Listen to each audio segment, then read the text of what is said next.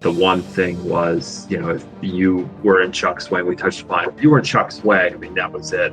If you stood in the way of, if you were a record company person, you were a journalist, you were a band member, if you were a crew member, any of the above, if you stood in his way, you were almost immediately on his bad side. And to get off his bad side was very difficult.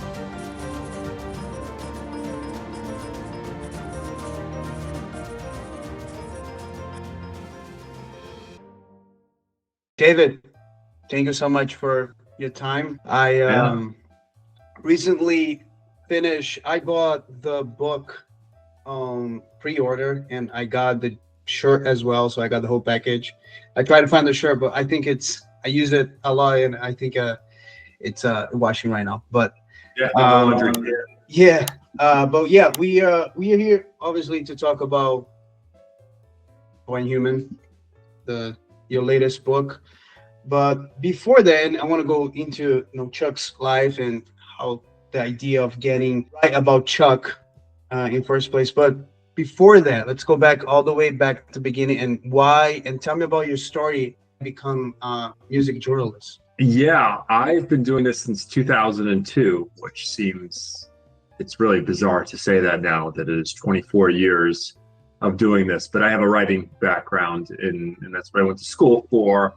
And this was the day and age in the early 2000s when you could get cardboard promos, like free CDs. And that's really what the motivation was, other than the fact I like to write. So I started with a very small zine called Throat Culture, and I did that for about a year or so. And then I just started working my way over to regular zines and started just doing more. I loved doing reviews. I actually really enjoyed talking to people over the phone, which was fun back in the day when we didn't have Zoom. You actually had to use the phone and other things like that. And transcribing interviews was never an issue. And eventually I got to be editor of a site called blistering.com, which had some connections with Blabbermouth and a few other sites.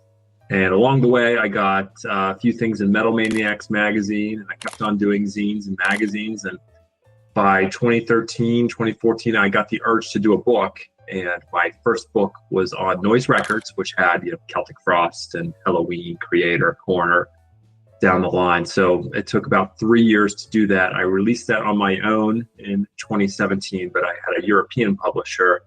Thankfully, enough people enjoyed the book, especially the people at Decibel, and they asked me to start doing books with them. So we started with Paradise Lost in 2019, and then we did Obituary in 2021, and then Scott Burns 2 years later. You see there's a pattern here. Every 2 years, It seems like there's a book. Yeah.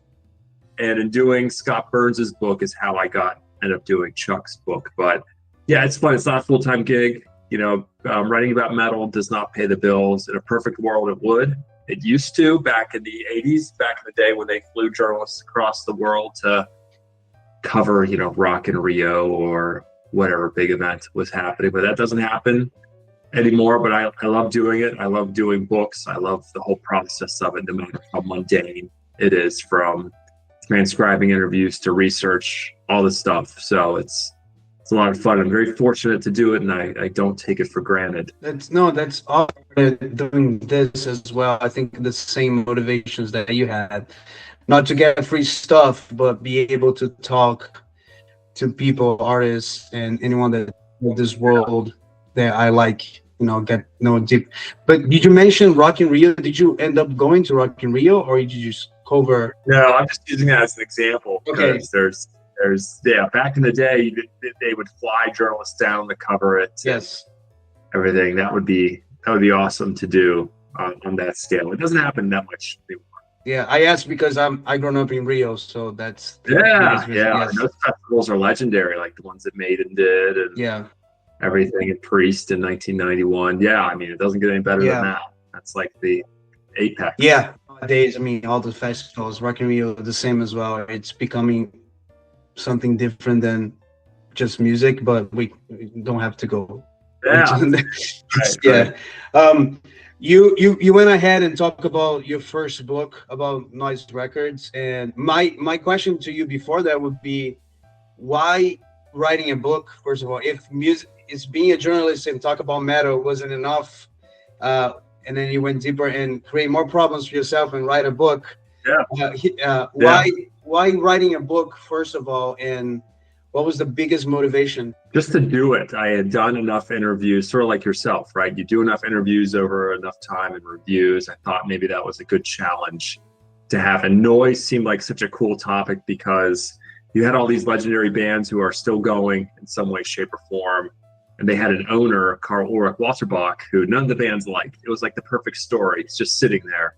And I managed to get in touch with Karl, who was living in Berlin at the time, and we developed a relationship, and we just got to talking about doing it. And he was really cool with the concept that, hey, we're going to interview you, Karl, but we're going to talk to all your bands, and you don't like your bands and your bands don't like you, yet we're still going to go ahead and do it. So I have to give him a lot of credit on that front. That was a very selfless move because a lot of bands did not have very many good things to say about Karl.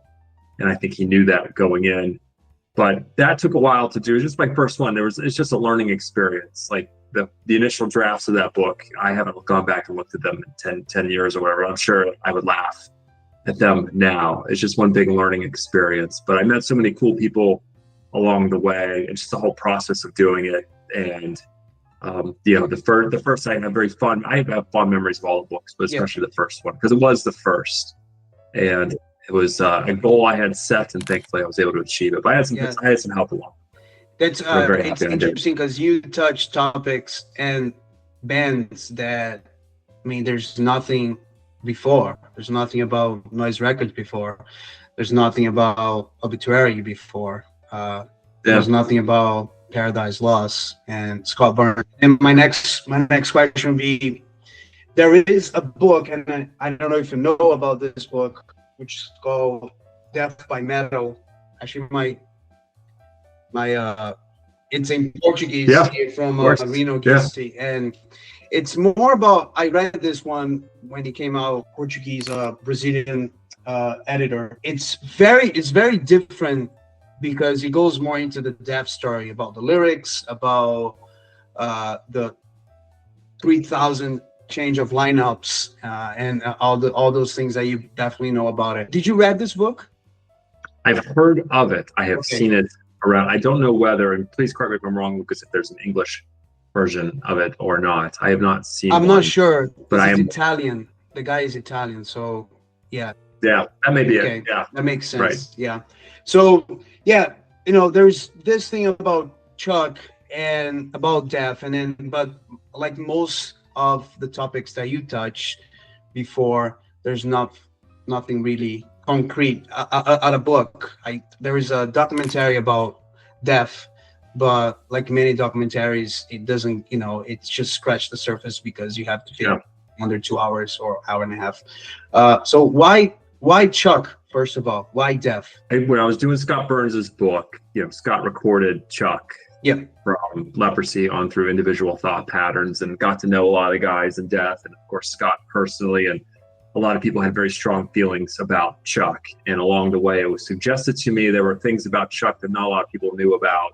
There were also things about Chuck out there that were inaccurate, and that of course piqued my turned up my antennas, however you want to put it. So I finished Scott's book probably around August, September of 2023, and Scott and I were talking, and I still talk to Scott almost every day, whether text or phone, and he asked me what I was doing next, and I said I had no idea.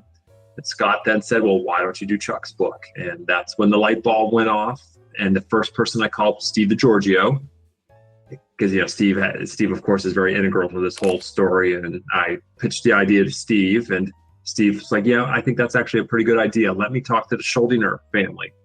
A week had passed. He talked to Beth Ann, Chuck's sister, and his nephew, Christopher, and they were on board. And I was actually at an amusement park with my wife and my daughter when I got the text message from Beth saying, hey, we heard from Steve DiGiorgio that you're interested in doing a book on Chuck. We think it's a great idea. Steve vouched for you. We're excited. Let's do this. So that was October of 2023. I think I got started literally the next day, and just because it's such a big deal, and that's always, whenever I think about it, I think of the Schuldiner family texting me about doing Chuck's book. But really, I mean, there's just a few layers of Chuck. Chuck, of course, if there's a Mount Rushmore of extreme metal, Chuck, of course, is on that. I don't think there's any doubting that for everything he's done. but also Chuck was such a complex individual, and he's not here anymore. And he's been sort of deified along the way. And also, as we know with Chuck, he was difficult to get along with, and probably did a few things he probably would want to take back. And that sort of gave it some good, I guess, gave me the motivation to do his book, to really tell the story the right way, and you referenced the documentary and a few other things. Those are okay. I think they tell a pretty good story, but you can only go so far with a documentary, right? You're limited to 90 minutes or so, or however long it is. Like a book, there's no page count for decibel. It's like, right, however long you want it to be. And so I think we got pretty close to 500 pages with Chuck's bio, and managed along the way to talk to everyone involved in Chuck's career. I think there was one ex-member of Death we weren't able to get, but we got everybody else. And they were able to tell a story, and that was really why I had to do it. To hear from their side and really paint the true picture as much as possible. Incredible, and it was incredible that you got a hold of even someone that came for practice to practice with them for a day or two. You got a hold of that person, which is incredible. I don't know how. So you started in 2020. How long it took for you to sit down? It's like, okay, I have it. It's ready to be. Probably last summer, probably June, July-ish is when it's like, okay, I was given a deadline, right? There's always, and that really helps as a writer. Albert and Decibel gave me a deadline of August 2025. So I knew that going in, okay, here's the date I have to work towards. And thankfully, I worked towards that date. I was able to meet that deadline, and get it turned in on time. So all in all, a little bit under 2 years to do all of it. But that was working on it basically every day. I must say, I think I did work every holidays included, whatnot. It's just, even if it's like 30 minutes a day, that's what it took to get this done on time. Who was the hardest person that you got in touch with to interview? Bill Andrews. Bill, and the drummer from Leprosy, because Bill's in Japan now. Bill doesn't do interviews. He's been in Japan, I think, since 1993, and he doesn't do interviews. And thankfully, Terry Butler put me in charge with him. And Bill and I have since become, Bill and I email regularly. So Bill was a very tough person to get a hold of. Actually, there were a few others too. I think it's someone like Steph from the band Loud Blast, the French band. He's like, Loud Blast is still active, but Steph's just a hard guy to get hold of too. I think it took like 2 months of using Instagram to try and get him to do an interview, and thankfully he did too. So yeah, it varies, but once you get somebody and you get them in the book, it's you mentioned, was there anything that going into this book you thought, okay, I'm 100% sure, I think it is this way, and then as you interview people and as you wrote it, you're like, no, that's completely opposite? There's anything specific that you remember? The one thing I had some inkling of Chuck going into it was how much he cared about family, but I didn't know to the extent that he cared about his family. We all care about our family, right? But to Chuck, that was really the be-all, end-all for him, especially his nephew, Christopher, his mom, Jane, his dad, Mal, his sister, Beth. Like, they were his universe. It's why he hated touring. It's why he wanted to stay close to home. And that's why they went to the end, to end of the earth to help him when he came down with cancer. You think of Chuck at surface level. Okay, he's gone through a lot of band members. He's supposedly an angry dude. He's hard to work with. He's difficult with the press. But there was always a reason behind all of that. And the adage was, if you stood in the way of Chuck and what he was trying to do, you basically became his enemy on no certain terms, right? But outside of that, away from the music and away from the music business, Chuck was just a normal dude who just liked to barbecue, play with his pets, hang out in the garden, those type of things. And it all revolved around his family. So yeah, Lucas, that was a thing that definitely was something I had some knowledge of, but not to the full extent. And that was one of the real big takeaways you of the mentioned book as we roll along. His family. There's 2 stories on the book.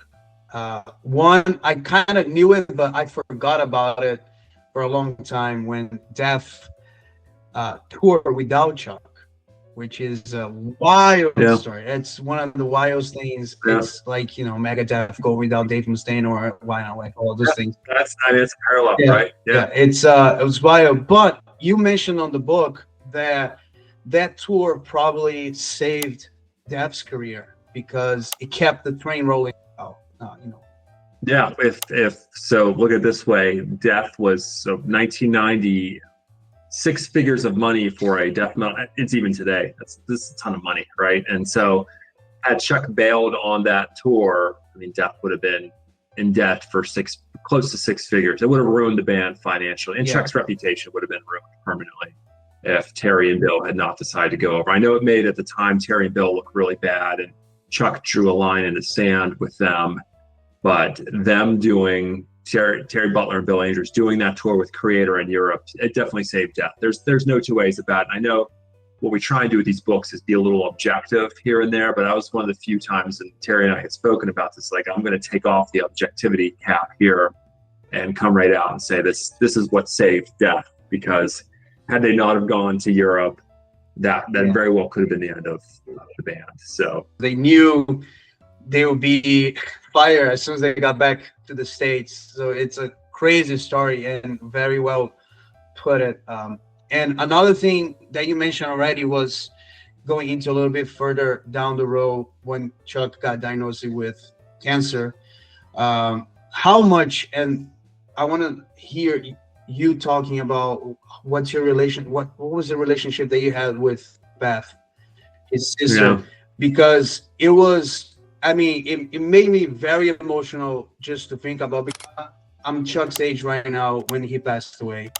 And I want to say I'm close to my family, but man, the things that she did for him, going above and beyond, like you couldn't imagine.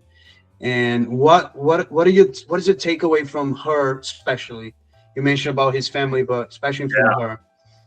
Funnily enough, I had done a lot of interviews with Mal throughout the start of the book, as well as Christopher. Beth came in near the end, actually. They did that intentionally. They wanted me to talk to Mal and Christopher a lot. So I didn't start talking to Beth until I was probably a third of the way through the book. And Beth, to her credit, is like an open, pun intended, is like an open book, basically. There's nothing that she won't share with you about Chuck. And the detail that she shared, there's some things we had to leave out of the book just because it was very sensitive to Chuck's condition at the time. But she basically shared enough to paint the full picture of what Chuck really went through and what she did for Chuck. And I always go back to the line is when, Chuck didn't have medical insurance, and they started to get in debt as well. And, when they're faced with all these hospital bills, Beth did say, I did seriously consider robbing a bank to pay for Chuck's medical treatment. And so I think that in itself, and I don't think that was an exaggeration. I think she was being truthful in saying that when they kept on getting hit with all these big hospital bills. So I think that sort of sums up the relationship there. I mean, as you saw, she talked about taking him to India for special treatments and going all these different places, trying anything to see what would work for for the brain cancer. So that says a lot about Beth. I mean, she basically devoted her life for 2 years she put everything else on hold to take care of Chuck. So she deserves immense credit for all the work she did. I mean, truly selfless, an amazing individual. You mentioned there was stuff about her with him, obviously, that was left out in the book because it's sensitive.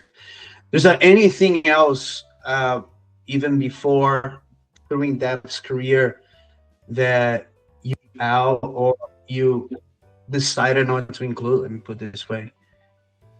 No, I mean, the cool thing is the book's really long, so I think we got everything. Naturally, we get some pictures after the fact that would be cool to put in. So if we were to do another run of the book, Terry actually did share we talk about them not going to Europe, Chuck not going to Europe in 1990. Terry was able to dig up the actual letter that they all signed. So the letter that Bill and Jane Schuldiner signed, basically absolving Bill and Terry of any fault for when Death goes to Europe with Creator. So we have that now. So if we ever do another pressing of the book, that will definitely go in. But no, I mean, we didn't really leave out too much, actually. I mean, all the interviews we got and all the people we spoke to, there were a few people who I spoke to whose stuff was good, but didn't make it into the book for whatever reason. But for the most part, I think we got pretty much everything that we wanted to. It is a long book, but it's super easy to read too. So it's the writing, It doesn't feel like a 500 page book for sure. We talk I didn't know that. I actually saw after doing reading the reviews and then just trying to get information for that. But this is made by the artist that made Def's some of the Def's covers, or am I wrong? Yeah. Correct. How did you get in touch with him, and what was the process? Yeah, it was an interesting thing. Like, so there were two trains of thought with the cover between Albert and I. I actually had vouched for a different guy than Ed Repka. I actually thought Travis Smith should do it because he had done the last few of Chuck's covers, you know, with Death and Control Denied. He was my choice, and Albert wanted Repka. And I think then we sort of weighed the pros and the cons of it all. We decided to go to Repka, and what you see is what you get. It's great. I mean, it's interesting. We're so much in the era of AI now, right? That people are like, that has to be an AI cover. And it's sort of annoying that people say that, but that's clearly Ed Repka's cover. Like, it's not, it's unmistakable, but that's the internet for you. But yeah, Ed's great. I mean, obviously he did the first three covers. It was a natural tie-in there. We found a really good picture of Chuck from, I think it was 91 or 92, and just asked him to recreate it. And he did a fantastic job. So we're really lucked out to have Ed do something like that. It looks good on a shirt as well. It's a bigger one. It looks great. Yeah, it does. What do we want people to think about after they're done with the book? Not just about the music part of it, but I mean, from my experience, the last two chapters about his relationship with Beth was really what I took away from, apart from the whole story. But that's what the piece that really got me thinking after. What do you want people to take out of this book?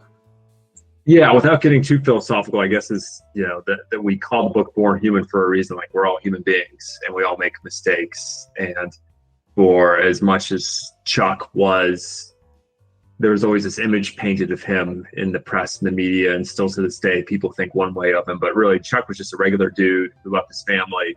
And for this to happen to him, for getting brain cancer when he's at 32, at the peak of his life, basically, right? I mean, it is so sad. It like hurts your heart to think about it, right? Here's a guy who's finally achieved everything he wanted to, basically, and is now moving into a new phase of his career, really doing what he wanted to do, which was play guitar in a melodic metal band. He didn't want to do Death anymore for a plethora of reasons, which we talk about in the book. And now he finally gets his chance with Control Denied. And then, you know, halfway through making of the album, he finds out he has brain cancer. So it's really sad. And I think the thread that through the book is, and not to get too philosophical, is just, you know, if you have a close family, you should be very thankful that you all have, you know, not everyone is lucky enough to have family that cares about them as much as Chuck did. So I think for those that do, probably a good idea to be take advantage of that as you can. But yeah, I don't know. I mean, another thing too is, you know, I always think of like the what if scenario with Chuck now too. What if Chuck was? I mean, Chuck right now would be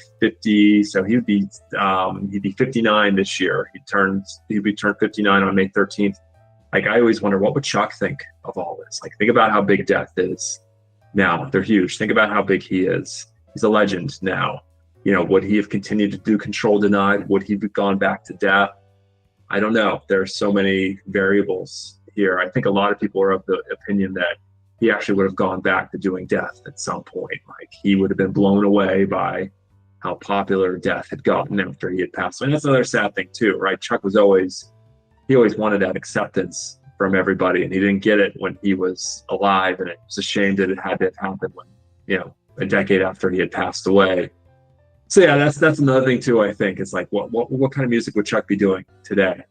Who knows? Would he even be doing music, or would he just be working in his studio? I mean, that's another thing too. Everyone said Chuck hated touring so much that it's likely he just would have become a studio dude and just recorded stuff. So I know that's another takeaway too. It's always a great what if with Chuck. He accomplished so much, but there was still so much left for him to do. That makes sense. You know, it really makes you think. That's a long way to go.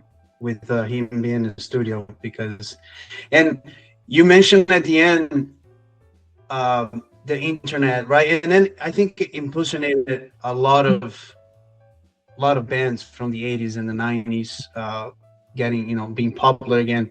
There's plenty of examples, especially with the hair metal bands being popular again, you know. All coming back around, and then all the death metal scene, and, you know. But you mentioned shout out to my boy Varvis, because you made a video that he made about Chuck's. Yeah, all those videos. He does a great job. Yeah. And there is a lot of, especially in the last 5 to 10 years, I mean, I'll say 5 years, a lot of people getting back into Chuck's music, especially, obviously, and how influential he was with the new wave of death metal, or the newer bands. Yeah, and I think that this what if will be very interesting, because you don't know, he might, like you say, being overwhelmed by, wow, the people really like death, and then just gonna, or he could have been over it. I don't know. I mean, that's the weird thing. I mean, he was so over it. He was so sick of death metal, hated the name Death, hated singing. You know, was really ready, because I mean, at Chuck's core, he was a melodic metal guy. That was the stuff he really loved. So I don't know if he would have gone back and done it or not. That is a great what if here, right? So what's your favorite death album? Individual Thought Patterns. I know that's not the favorite one out of all of them, but I know Human or Simple, all of them. I mean, you can ask. Yeah. The cool thing, I guess, about Chuck's catalog is you can ask 10 people, you will likely get 10 different answers, right? That's the cool thing out of the 7 studio albums. But I usually pick Individual Thought Patterns. It was the second Death record I got, and this was obviously when the first one with the Gene on it and Scott did it and DiGiorgio's basses turned up.